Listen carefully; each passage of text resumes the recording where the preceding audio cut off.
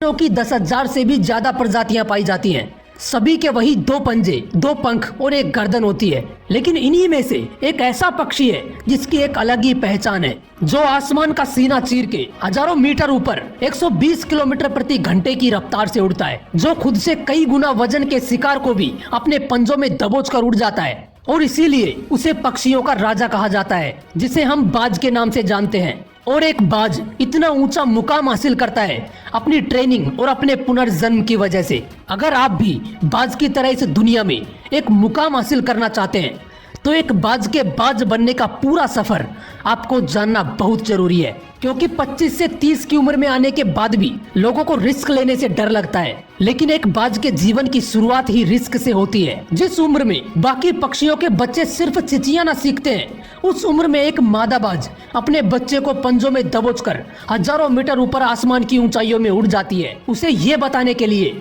कि तेरा जन्म आसमान का सीना चीर के सबसे ऊपर उड़ने के लिए हुआ है। तेरा जन्म पक्षियों का बादशाह बनने के लिए हुआ है। जमीन से हजारों मीटर ऊपर ले जाकर मादा बाज उसे अपने पंजों से छोड़ देती है, और यहीं से शुरू होती है उसकी हाई रिस्क ट्रेनिंग। वो चूजा जमीन की तरफ तेजी से गिरने लगता है। थोड़ा नीचे आता है तो उसके पंख खुलने लगते हैं। नीचे आते आते वो अपने पंख फड़फड़ाने लगता है, लेकिन वो अभी तक उड़ना नहीं सीखा है। वो जमीन से कुछ ही मीटर ऊपर होता है। ऐसा लगता है कि कुछ ही सेकंड्स में इसका जीवन समाप्त हो जाएगा। लेकिन अचानक एक पंजा उसे अपनी गिरफ्त में लेता है और वापस आसमान में उड़ जाता है। वो पंजा होता है उसकी माँ का, जो उसके पीछे उड़ रही थी।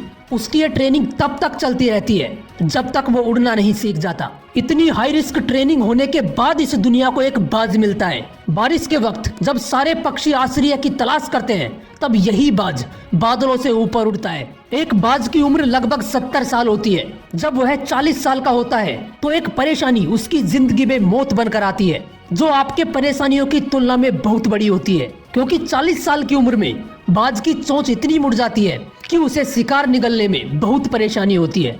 उसके पंख भारी हो जाते हैं, छाती से चिपकने लगते हैं, जिससे उड़ना बहुत मुश्किल हो जाता है। उसके पंजे लंबे और लचीले हो जाते हैं, जिससे वो शिकार को सही से नहीं पकड़ पाता। अब उस बाज के पास सिर्फ 3 रास्ते होते हैं। पहला, वो अपना शरीर त्याग सकता है। दूसरा, गिद्ध की तरह छोड़े हुए भोजन पर निर्भर हो जाए। और तीसरा, सबसे कठिन और पीड़ादायक रास्ता, अपने आप को पुनः स्थापित करने का, फिर से आसमान का सीना चीर के उड़ने का। और वो इसी तीसरे रास्ते को चुनता है और अपने पास की सबसे ऊंची चोटी पर पहुंच जाता है। वहां पर अपना घोंसला बनाता है और फिर शुरू होता है परेशानियों को जड़ से उखाड़कर फिर आसमान में उड़ने का सफर। वो अपनी चोंच को एक चट्टान पर मार मार कर तोड़ देता है, लहूलुहान हो जाता है और इंतजार करता है फिर से नई चोंच उगाने का। उसके बाद अपनी नई चोंच से अपने ही पंजों को काट देता है और फिर इंतजार करता है पंजों के उगाने का।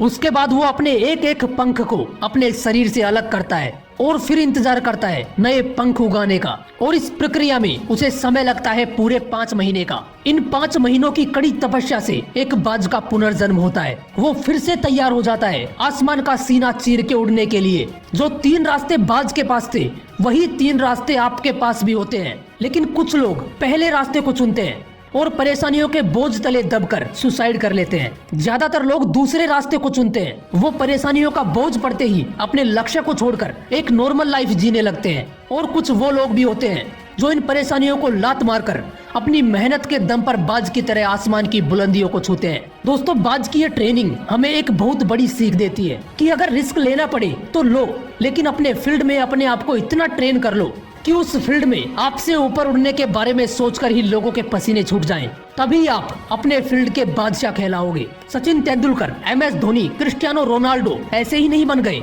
इन्होंने सबसे पहले ट्रेन किया अपने आप को, फिर इतनी ज्यादा मेहनत करी कि इन्होंने अपने फील्ड में सबकी फाड़ के रख दी। इसलिए एक बाज की तरह बनो। जय हिंद, वंदे मातरम।